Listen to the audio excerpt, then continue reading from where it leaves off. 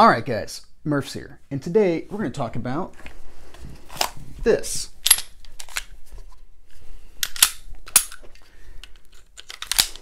A Smith and Wesson M&P Shield, the first generation, what we'll refer to as the 1.0.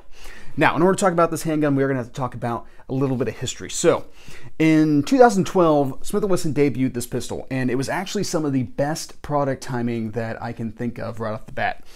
This came out at a time where a lot of people were already looking to get into concealed carry. Concealed carry was a quickly emerging trend in the firearms industry at this time. And something that was really sought after were 9mm offerings in a micro compact. Now, at this time, there were not a lot of micro 9mm handguns out on the market, and definitely not coming in at this price point. This would MSRP for $500 and would be available on the street for far less than that.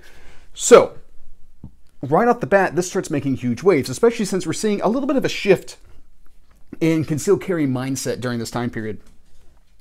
You know, previous to this, concealed carry would be, you know, some older guy in a loose fitting like fishing jacket or something like that, effectively open carrying a 1911 on their hip. Or it would be controlled by snub nose revolvers and very small 380 or 25 caliber semi-automatics.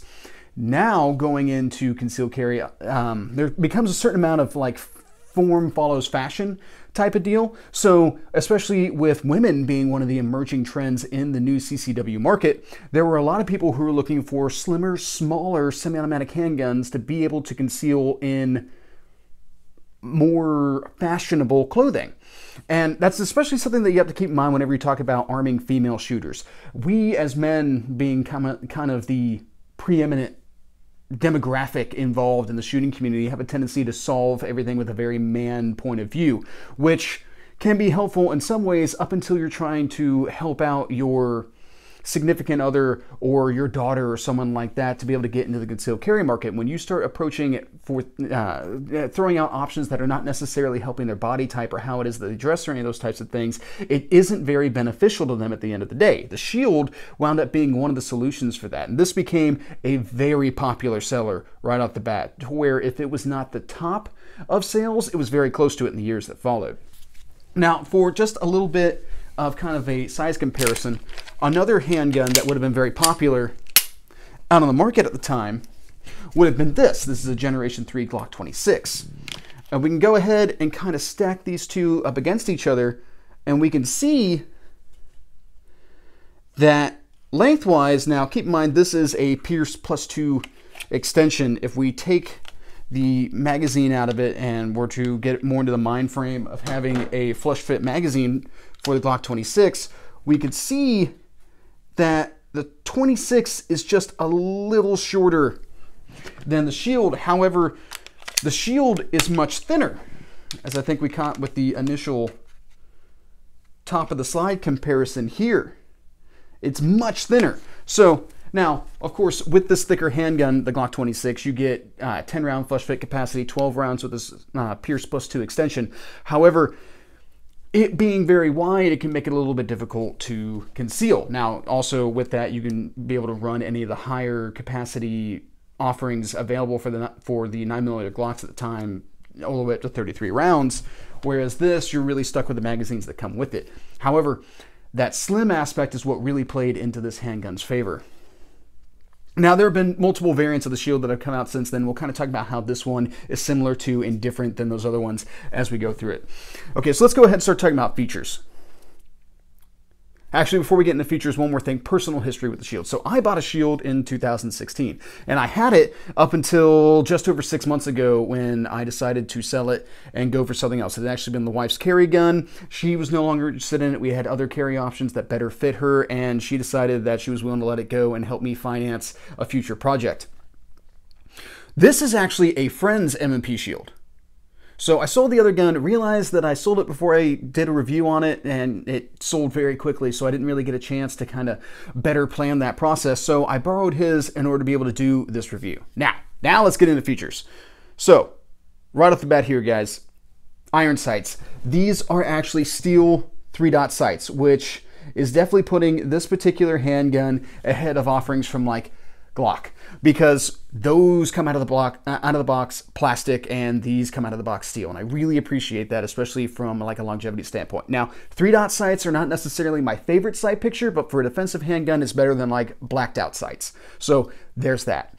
Now, of course, there's also a wide variety of aftermarket sights that you can rotate into this because this gun was so popular. Now, the Performance Center shield would actually come with fiber optic sights. Now, if longtime subscribers to the channel will know that I'm not the biggest fan of fiber optic sights. My issue being is that they're not terribly durable.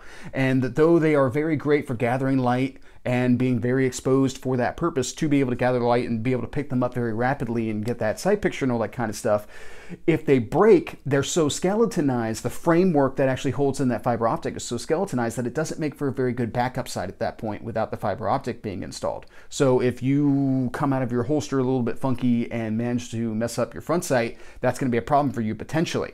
Now, the Performance Center actually did it a little different to where they had a much tighter weave on their support structure for the fiber optic, which makes them not as bright.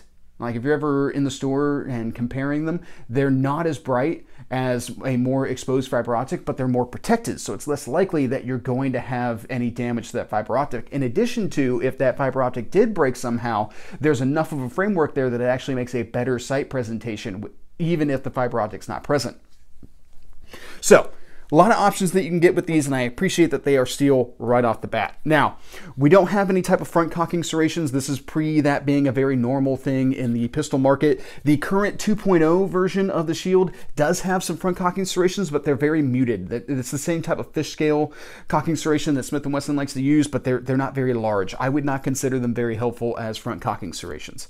Now, of course, we have our Shield markings on this particular gun. Now, this slide is a stainless steel slide that has been coated with Armonite, which gives it a very durable finish. I haven't ever really seen these beaten up too badly, at least any of the ones that I've observed. Now, this is a 9mm chambered handgun. These would eventually come out chambered in 40 and 45 ACP. The barrel is, I actually don't remember the length off the top of my head, but I'll go ahead and roll it in across the bottom of the screen. I don't want to misspeak here, but it's a definitely good size for a carry piece. Now, also when it comes to the slide, on the Performance Center, you can actually have slide ports that correlated to barrel ports, which would help in being able to keep the gun tracking nice and flat whenever it is that you're going for those fast follow-up shots and all that kind of stuff, which I really appreciated. In general, I really like Smith and Wesson Performance Center. They put together a really good version, a semi-custom version of whatever production handguns Smith and Wesson has going at the time, and I really appreciate that type of setup. Now, this is a polymer framed handgun. It is striker fired as well. You see right here, we have a Crimson Trace LL801 light laser combination. Now, this gun does not have a railed dust cover. This light actually attaches to the trigger guard itself, and this is very interesting. You can select between light laser and light laser combination, and then there's also a teeny tiny on-off switch located on the bottom here. Now, we'll actually go ahead and do a little embedded review on this particular handgun. The activation switch comes all the way back here onto the grip, and the lumens output is 150 lumens, and the laser on this one is red. They also make it in a green laser. Now, I'll go ahead and roll in some comparisons in both open space as well as confined space usage. This light is not terribly bright. It has a very wide and diffuse beam, and in comparison to a Streamlight TLR2 HL, this is not necessarily the greatest light in the world. However, it is better than fighting in the dark. So that's something to keep in mind, especially if you're looking to be able to put this into both a carry gun as well as a home defense gun. This might be something that you consider. Now, light laser combos are not exactly my favorite. I'm not a big fan of lasers. Now, that's not to say that I don't have light laser combos, as much as it's not a selling point for me, as much as the light happens to be at a good price and it comes with a laser. So I'm not necessarily a big fan of point shooting with the laser. I've seen quite a few people depend on it, and then I've seen it go wrong and things not work out for them the way that they would like them to. So just something to kind of keep in mind whenever you're evaluating that type of thing. We'll talk about this laser light activation more here after a little bit. Now, Coming back to our slide serrations here on the rear of the slide, they're the typical Smith & Wesson fish scale type setup. This handgun does not have the external safety. However, on California compliant handguns, as well as just as a general offering, Smith & Wesson did incorporate a thumb safety that would be located right here.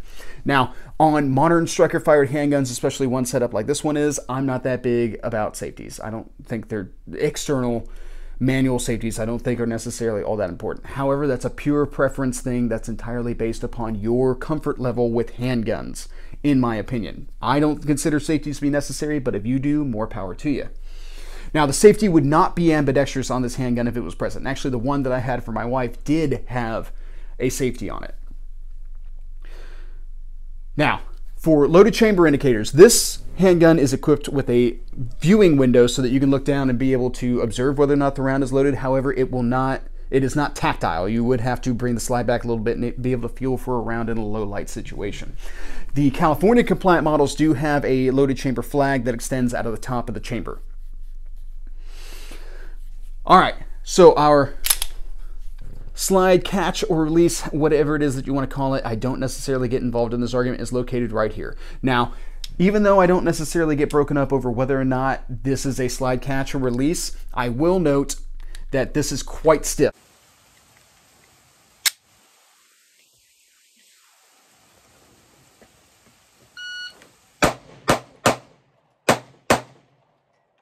And it is very difficult to release with the thumb. I don't know if this is a matter of break-in for this particular gun. I don't know the round count on this firearm, but I'm pretty sure it's enough for that to have broken in if it's going to break in.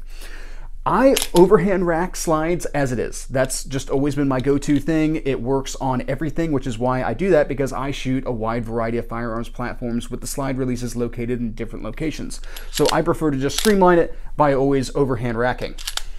If you're somebody who's really dead set on utilizing the slide release, which I will say that is a more efficient way to be able to reload your handgun, it's more streamlined in that aspect, you might be a little bit frustrated with the setup. Just to keep that in mind. Also, it is not ambidextrous either.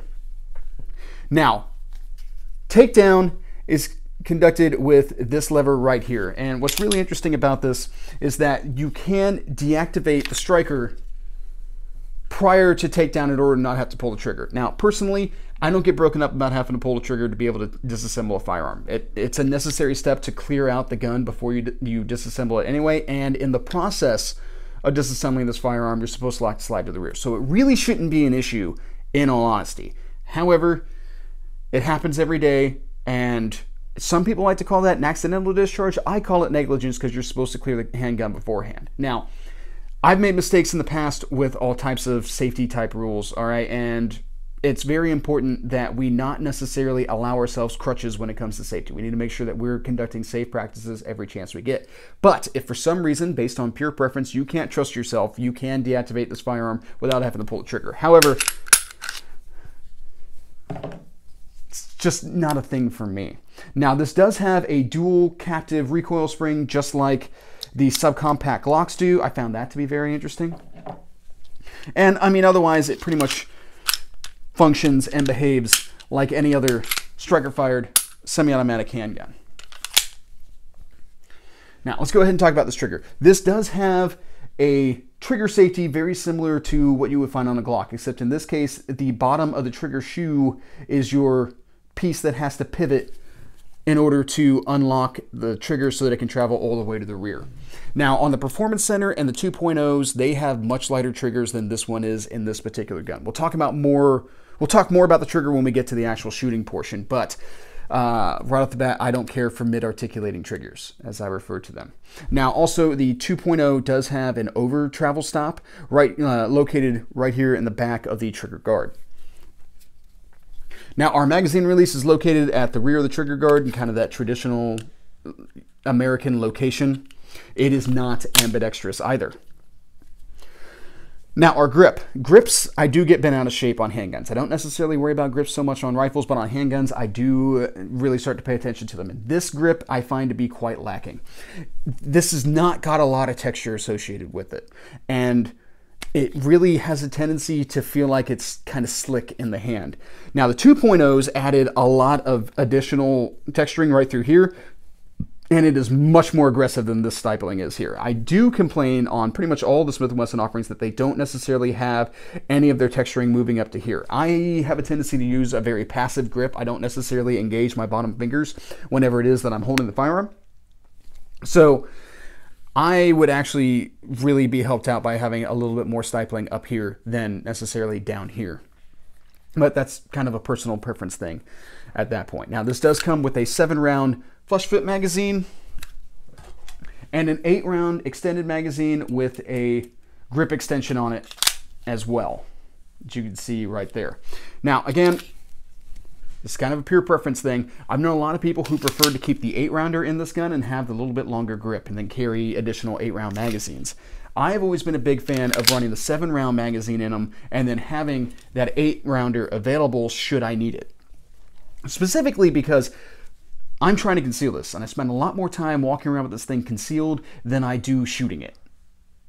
Especially even with me going to the range as often as I do, most of my carry guns spend, all of my carry guns spend more time being carried than they do being fired. So with that being the case, I'm more interested in this thing not printing and being comfortable to carry than I am having more rounds on board. That's a pure preference thing on my part. It's just something to take into consideration overall. Especially when you consider that I do the passive grip thing and I don't necessarily get a lot of help out of having the extended grip since I'm not using these fingers to begin with. Now, these are stainless steel magazines and they do drop free.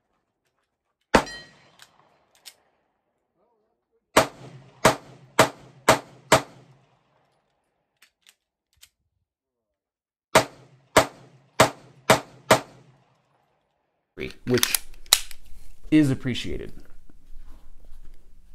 Now, if we look at the back of the slide here, we'll note that we have kind of a tall profile to the handgun. We're going to wind up talking about that more here in just a little bit, but you know, you compare that to a Glock, to the 26 specifically, and we can see that the slide does seem to sit a little bit higher above the hand than a lot of other offerings out on the market. All right, guys, I think that pretty much covers features. How does it shoot?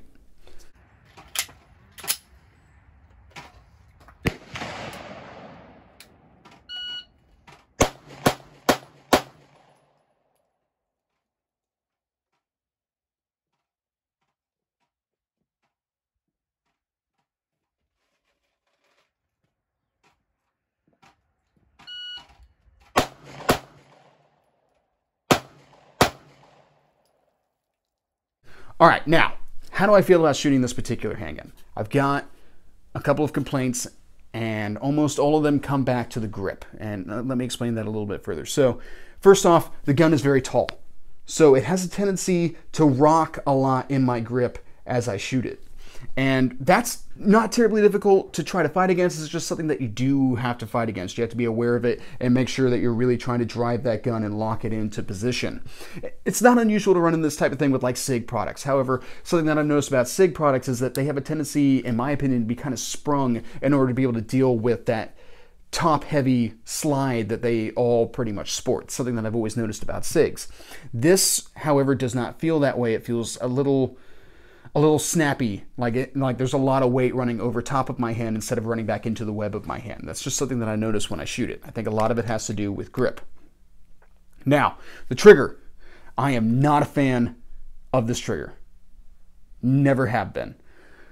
My biggest issue with mid-articulating triggers is they have a tendency to change a lot all throughout the process of pulling the trigger. So you bring it back and you get to the wall. You have that take up, you get to the wall, and it moved a little bit to get there. But that's fine. You expect that to happen getting to the wall. Now you're on the wall, and then as it breaks, it almost always disturbs the sight picture in a kind of down and to the left. And I notice it on my targets. I've always noticed it on my targets. I'll hold here, and my impact will be closer to here. Now, end of the day, that's still center mass hit. I'm still getting plenty of work done with that shooting. However, it's something that really irritates me about the handgun. And a lot of it comes down to how it is that I'm manipulating the trigger and then also the size of the grip. Yet again, these micro compact handguns, if you've got larger hands, which I don't have Sasquatch sized hands, but I've got not small hands, they'll have a tendency to move around in your grip a little bit. It happens. It's just something you kind of have to accept. Now, you can adjust for that by changing how much finger it is that you use on the trigger guard, or on the trigger itself. On my Glock 42, I get my best groups out of it when I actually shove my finger all the way through there and wind up pulling with almost this knuckle at that point. I get better center mass hits at that point. But whenever I build my grip, whenever I grab a hold of any handgun, I use the same amount of finger, be it micro compact or full-size handgun, because that's what's natural. That's what's going to happen when I'm grabbing this and my adrenaline is dumped and all that kind of stuff. So what I found is that if I really bear down on this trigger pull, if I'm really invested in what it is that I'm doing, I can keep this thing steady as a rock. However, as soon as I start to increase that cadence, it starts to move around a little bit on me. And that's just life. This is a defensive handgun. This is pulling off defensive level accuracy, no problem at normal combat distances. Would this be my go-to 25-yard target gun? Not so much. But would I be more than comfortable with defending myself with this handgun? Absolutely. Now, something else that you can do is if you have one of these 1.0s, or even if you don't like the trigger pull on the 2.0s, you can go ahead and get like an apex trigger and really change the shape of that, have like a flat face trigger at that point and all that kind of stuff, and you'll get less of that movement all throughout the trigger travel. That is a thing that you can do. Something else to point out, guys, is, in general, I say that I don't like mid-articulating triggers. However, I did get a hold of a full-sized M&P 40 first generation one time, one of their duty-sized pistols, and I noticed that with the full-size grip, that trigger didn't bother me as much. I didn't notice as much wiggle in the sights as I did with this particular handgun. So I think it all comes back to the grip yet again.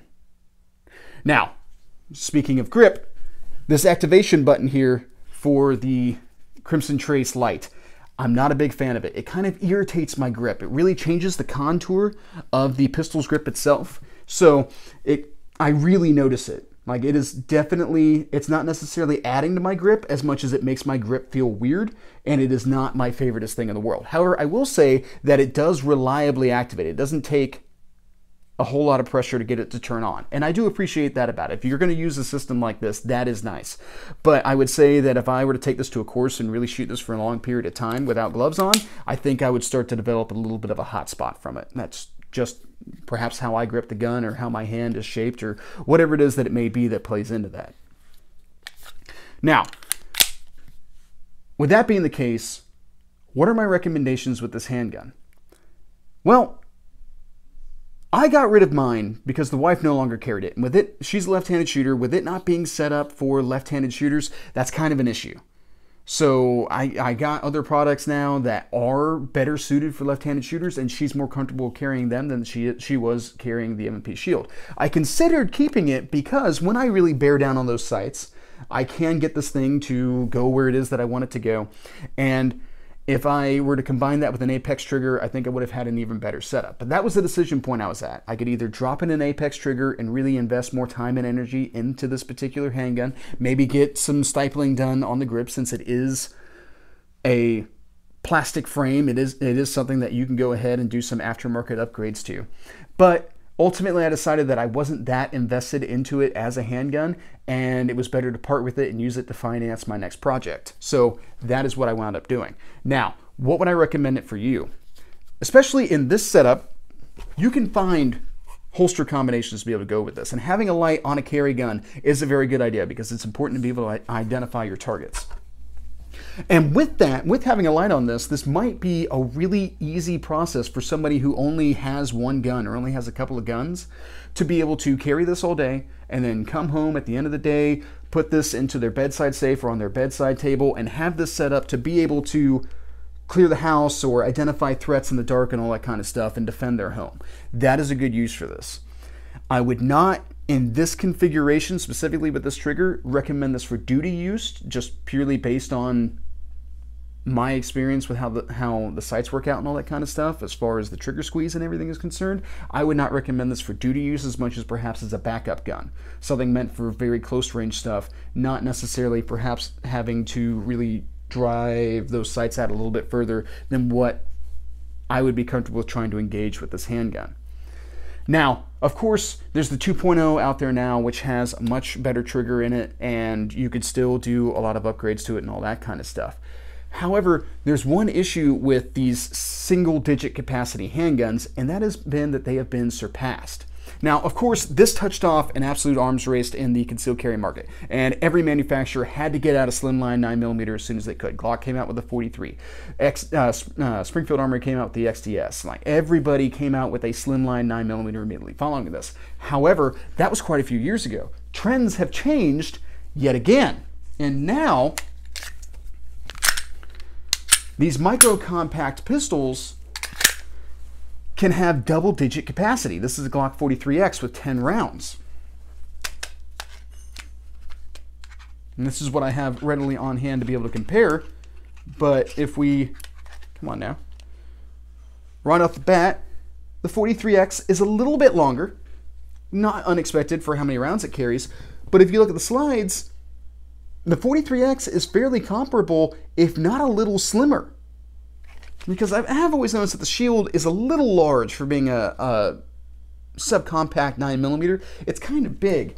However, Glocks have always been able to maintain a very trim, slim, and lightweight design for whatever handgun it is that they're building for whatever part of the market they're trying to go after. Now, of course, if Glock doesn't fit your bill, there are plenty of other high-capacity handguns in roughly the same size. Smith and Wesson has the Shield Plus, Springfield Armory has the Hellcat, and SIG has the P365. There are a lot of options that are this size or smaller with more rounds of 9mm in them. That's pretty hard to beat. However, there's one thing that I'll say about the 1.0s is that there were thousands, hundreds of thousands of these handguns produced. There's a ton of them out there on the market, and they're making their appearance in the aftermarket, on the used market at this point. Ostensibly, you should be able to find these for a good price, though prices have been very finicky here as of late in the past couple of years. But if you manage to find one of these handguns for a decent price, it would be something that a new shooter would be able to grow with. And I think that's one of the big things about this. You could get this handgun, you could take it to the range if you're brand new to shooting, brand new to concealed carry and all that kind of stuff, and you would get a lot of opportunity out of this. You can mount lights, you can find holsters, you can find sights and all that kind of stuff, which means that as you learn to master this trigger and you get it down to the point where you're not necessarily the issue, it's legitimately, as you try to press this trigger further, it's not meeting what it is that you wanted to do, swap out the trigger. The grip texture isn't doing what you're wanting it to do, change up the grip texture, either with some sort of adhesive sticky attachment or actually going through with yourself or somebody else going through and stipling this, however it is that you want it to be done up so that you can get more grip out of the handgun. You have those types of options. Don't like the 3-dot sights, you want something you can actually see at night, throw on some night sights. Whatever it is that you want to do, you've got a lot of opportunity to be able to develop this handgun further than what it is as a stock option.